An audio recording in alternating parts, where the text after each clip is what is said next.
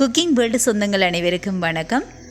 இன்றைக்கி பைத்த மாவில் பைத்த முருண்டை எப்படி செய்கிறன்றதை நான் காட்ட போகிறேன். அதாவது யாழ்ப்பாண ஸ்டைலில் உங்களுக்கு செய்து காட்ட போகிறேன். பைத்த முருண்டை இப்படித்தான் இருக்கணுமென்ற ஸ்டைலில் நான் உங்களுக்கு செய்து காட்ட போகிறேன். மிகவும் ஒரு ஈஸியான வழி தான். வாங்க வீடியோக்குள்ளே போகலாம். இதில் தேங்காய் பூவை நான் வறுத்தெடுத்திருக்கிறேன். தேங்காய் பூ பொன் நிறத்தில் வறுத்தெடுத்திருக்கிறேன். இதை திருப்பி நான் மிக்சியில் போட்டு அடிக்க போகிறேன்.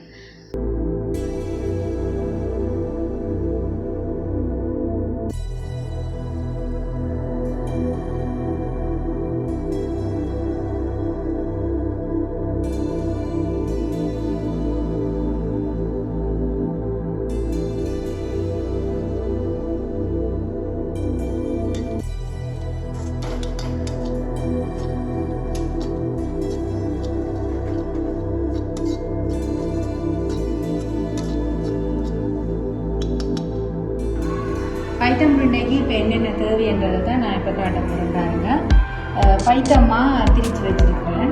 இது 2 சுண்டு திரிச்சு வச்சுருக்கேன். 2 சுண்டு மா எடுத்து வச்சுருக்கிறேன். பைத்தம்மா இதுக்கு நான் இன்றைக்கி தேங்காய் நிறைய போட்டால் டேஸ்ட்டை கொடுக்கணுன்றதுக்காக நான் 2 சுண்டு மாவுக்கு 4 தேங்காய் நான் இதில் போட்டுருக்கிறேன். திருவி வறுத்து பொன்னிறமாக அடுத்து வச்சுருக்கிறேன்.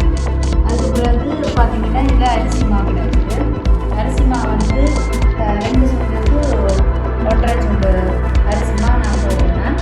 1.5 சுண்டு அரிசி மாவு இருக்குது. அதோட இங்கே பார்த்தீங்கன்னா இதில் சீனி சுகர் இருக்குது. சீனி ஒரு தேவையான அளவு நாங்கள் எடுக்கலாம்.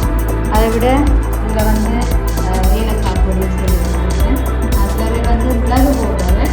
மிளகு போட்டால் என்ன, மிளகு கொஞ்சம் உரைப்பு தன்மையாக இருக்குங்கிறதுக்காக நாங்கள் செய்கிறது உரைப்பு இல்லாமல் கொஞ்சம் அந்த சுவையோடு இருக்கிறதுக்காக ஏலக்காய் பவுடர் வாசனைக்கு மட்டும் போடுறது.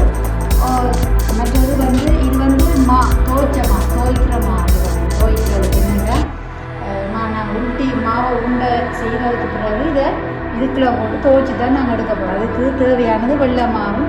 சில பேர் வெள்ளை அரிசி திரிச்சு போட்டு உடனே செய்வினம். உடனே திரிச்சு போட்டு நான் இன்றைக்கு அவிச்ச வெள்ளை மாவில் ஒரு கொஞ்சமாக பச்சை மா கலந்துருக்கிறேன். அதை விட மஞ்சளும் மற்றது உப்பு சொட்டு இதுக்கு கலவைக்கு இந்த மாக்கலவைக்கு தேவையானது தான் வச்சுருக்கிறேன். மாக்கலவைக்கு தேவையான இதுதான் மஞ்சளும் உப்பும் எடுத்து வச்சுருக்கேன். இது ரெண்டையும் தான் நான் சேர்த்து கலவைக்க போகிறேன். இது கடைசியாக உண்டையெல்லாம் பிடிச்சதுக்கு பிறகு தான் இதை நான் கலவைக்குள்ளே போட்டு உருண்டை பிடிச்சி பிறகு எண்ணெயில் போட்டு பொரிச்சு எடுக்கணும். அதை நான் பிறகு காட்டுறேன். இவ்வளவு தான் இப்போ எனக்கு தேவையான சாமான். மற்றது சுடு தண்ணி, கொதிச்ச தண்ணி வேணும். அதை நான் கொதிக்க விட்டுருக்கிறேன். மிச்சம் பார்க்குறேன். இதை இப்போ நான் என்ன செய்ய போகிறேன்டா, தேங்காய் திருவலை மிக்சியில் போட்டு நல்லா அரைக்க போகிறேன். மிக்சியில் போட்டு நல்லா அரைச்சி எண்ணெய் பதத்துக்கு வரணும். வந்ததுக்காக தான் இந்த தேங்காய் திருவலை நான் பொன்னிறமாக வறுத்து வச்சுக்கேன். இதை இப்போ மிக்சியில் போட்டு நான் வறுத்தெடுக்க போகிறேன். நல்லா மிக்சியில் அரைக்க போகிறேன். பாருங்க, போட்டு அரைக்க.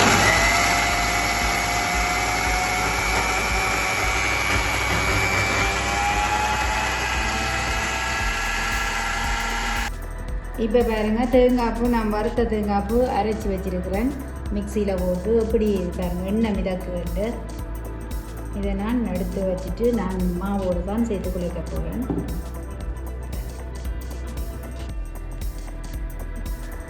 இப்போ நான் என்னென்னா சீனி நான் அரைச்சி எடுத்துருக்கிறேன். கொஞ்சம் பெரிய சீனியாக இருந்தபடியாக உங்கள்கிட்ட நல்ல சில சீனி மாச்சீனியாக இருக்கும், சிலது பெரிய கட்டி சீனியாக இருக்கும். அப்போ நாங்கள் என்ன செய்வோம்னா, பெரிய சீனியாக இருந்தால் அதை கொஞ்சம் நீங்கள் மிக்சியில் போட்டு அரைச்சிட்டு நீங்கள் போட்டிங்கன்னு சொன்னால் அதில் உருண்டை பிடிக்கும்போது ஈஸியாக இருக்கும்.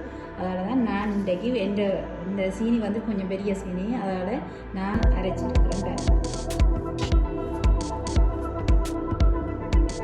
நான் இதில் பைத்த மாவும் அரிசி மாவும் சேர்த்துருக்கிறேன். பாருங்க, இதில் சுகரும் சேர்க்க போகிறேன். சீனியை அரைச்ச சீனியை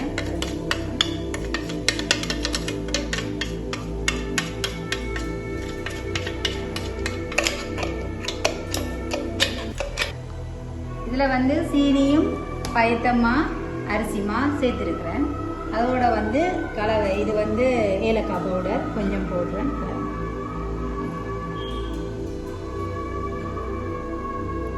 வாசனை கொஞ்சம் போட்டால் கமகமன்னு இருக்கும்.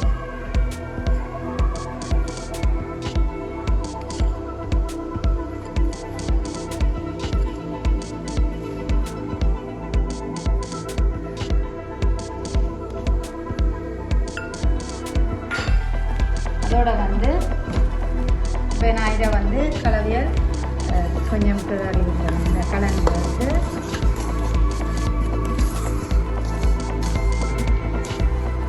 ஐட்டமுண்டை வந்து கூடுதலாக விசேஷ தினங்களுக்கு கூடுதலாக செய்யணும்.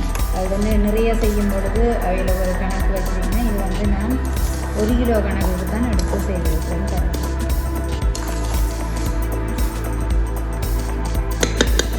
நான் வந்து நல்லா கலந்து பார்த்தீங்கன்னா சீனி, ஏலக்காய் பவுடர், அரிசிமா, பயத்தமா 3-4 கலவையும் நல்லா கலக்கணும். நல்லா கலரி வச்சுட்டேன்.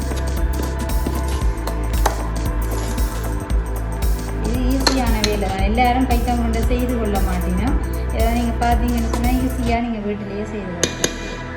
அடுத்தது நான் அரைச்சி வச்சிருக்கிறேன். இங்கே பாருங்க இவ்வளோ ஒரு எண்ணெய் மிதக்குதுண்டு பாருங்க, இவ்வளோ ஒரு எண்ணெயாக இருக்குண்டு. இதுக்காக தான் நான் தேங்காய் வந்து நான் 5 தேங்காய் போட்டிருக்கிறேன். 5 தேங்காய் போட்டிருக்கிறேன். அந்த எண்ணெய் வந்து மிதந்து அந்த பிடிக்கும்போது உருண்டை பிடிக்கும்போது எண்ணெய் கசியோணுன்றதுக்காக அந்த அவ்வளோ டேஸ்ட்டையும் கொடுக்கும்.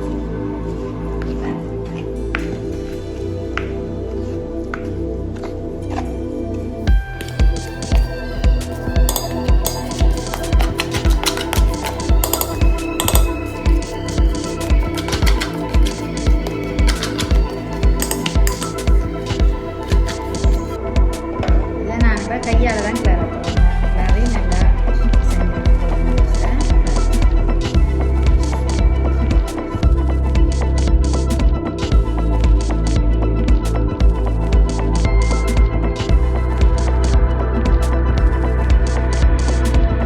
இப்படி பிசைஞ்சு எடுத்து போட்டு சில பேர் வந்து உரலில் போட்டு மாவையும் போட்டு கொஞ்சம் சுடுதண்ணியும் விட்டு இடிச்சு எடுப்பினோம்.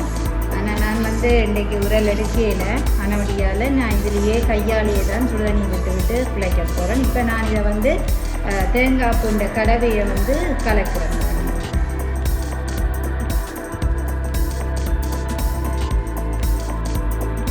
பிடிக்க இப்போவே நாங்கள் எண்ணத்துக்காக அந்த தேங்காய் வந்து கூட போடுறேன்னு சொன்னால் பாருங்கள் பிடிக்கவே இவ்வளோ ஒரு பதமாக இருக்குது. நாங்கள் சுடுதண்ணி விடாமலுக்கே இவ்வளோ ஒரு பிடிக்கக்கூடிய இது பதத்துக்கு வந்துருக்குது. நல்லா பிசையணும். என்னென்னா ஒன்றோட கலக்கணும். மாவு வந்து தேங்காய் பூவோடு நல்லா கலந்து விடுவோம். ஏன்னா தேங்காய் இது வந்து அரைச்ச இது வந்து கட்டியாக இருக்கும். அதை நாங்கள் பிசைஞ்சு விடுவோம். நல்ல பதத்துக்கு கொண்டு விடுவோம். செஞ்சு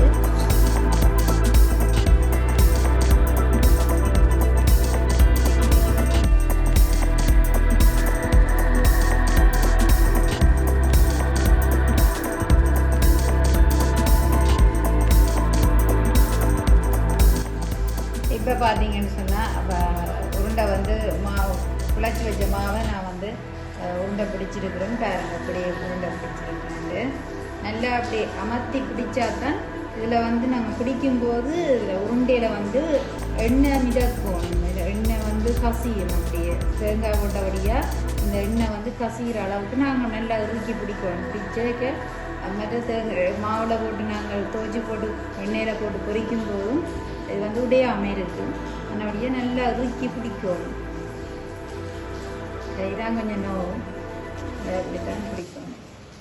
நான் இப்போ பிடிச்சிருக்கேன். அப்படி இருக்கு போட்டால் எரிஞ்சா உடையா அந்த அளவுக்கு இறுக்கி பிடிச்சிருக்கிறேன். இங்கே வேணும் அவ்வளோவுக்கு இதாக இருக்காங்க. அவ்வளோவுக்கு எண்ணெய் மிதந்து எனக்கு தெரியும். பார்க்கவே தெரியும் உங்களுக்கு பாருங்க.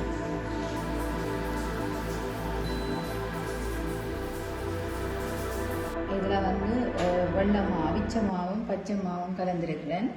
அதில் வந்து கொஞ்சமாக மஞ்சள் தூள் போட போகிறேன். அளவாக தான் போடணும். என்றால் டார்க்காக இருக்கும். சொட்டு உப்பு கொஞ்சம் போடல சுவையாக இருக்கிறது.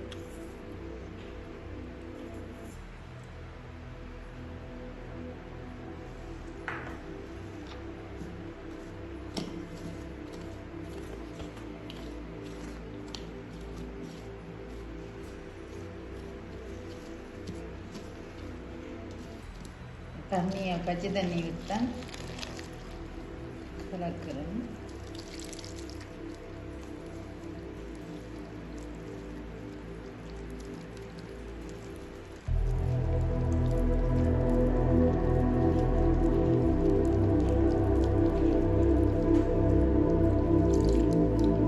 தோசைமாண்ட பதத்துக்கு எடுத்தால் சரி.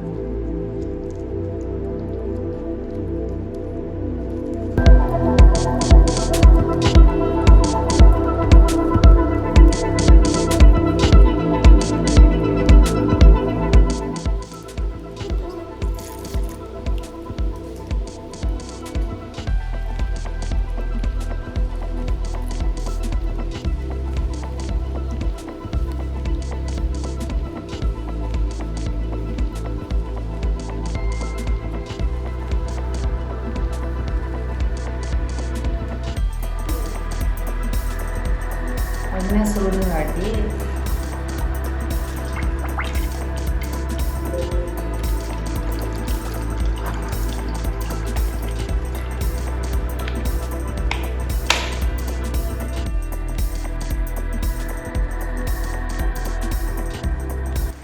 இப்போ நான் உருண்டி இதுக்கு போட்டு துவச்சி தான் நான் அதுக்கு போட போகிறேன். என்ன கொதி வந்துட்டு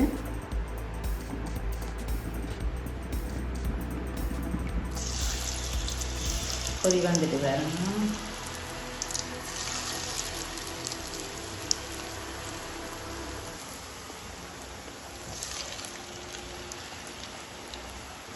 சிலது புடி வந்து பிடிக்கிறது கொஞ்சம் இறுக்கம் இல்லாட்டி எண்ணெயில் போட்டோன்னா கரைஞ்சி வந்துடும். இது நான் பிடிச்சது நல்ல இறுக்கமாக பிடிச்ச வழியாக கரையே இல்லை.